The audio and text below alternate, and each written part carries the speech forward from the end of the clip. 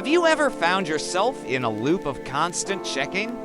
Refreshing your email, your messages, your social media, waiting for that one important notification to pop up.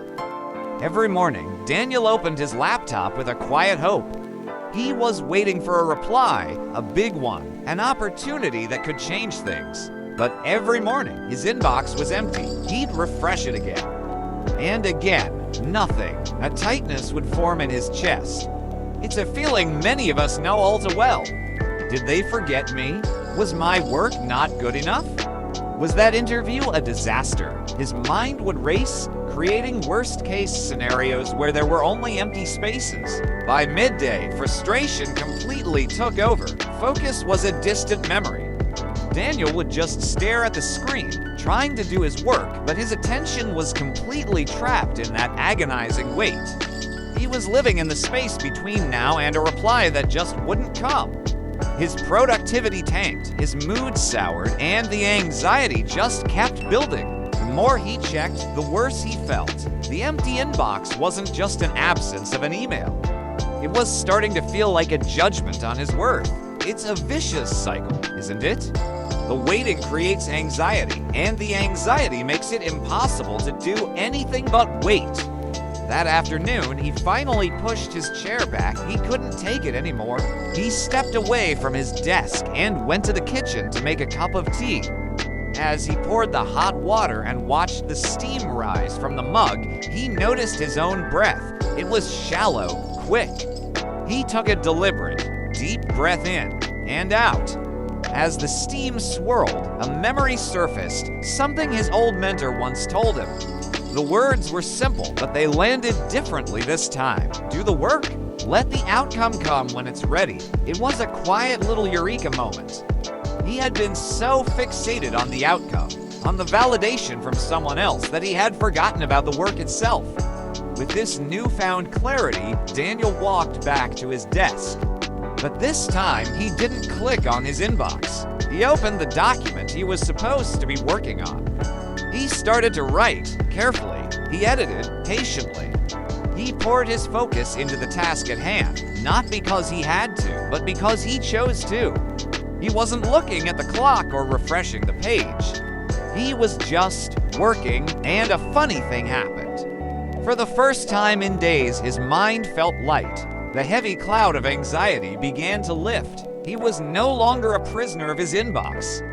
He was in control of his attention, his effort, and his own sense of accomplishment. He rediscovered the joy in the process. The satisfaction of crafting a good sentence, of solving a tricky problem, of simply doing his best.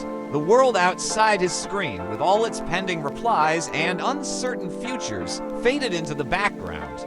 His focus became his sanctuary. He wasn't just passing the time until the email arrived. He was investing his time in his own growth, his own craft. This shift was profound. He was detaching his self-worth from an external reply and attaching it to his own actions. 2 days later, the email arrived. It was the one he'd been waiting for. The opportunity was there, just as he had hoped. He read it, and of course, he felt a sense of relief and excitement. But something was different. The email no longer controlled him. It didn't hold the immense power it once did. Why? Because in those 2 days of waiting, he had learned something far more valuable than how to get a job or win a project.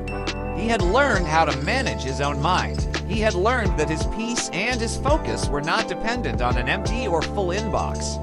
The inbox had been empty, a void that once consumed his every thought. But by turning his attention inward to the work he could control, his focus had become full.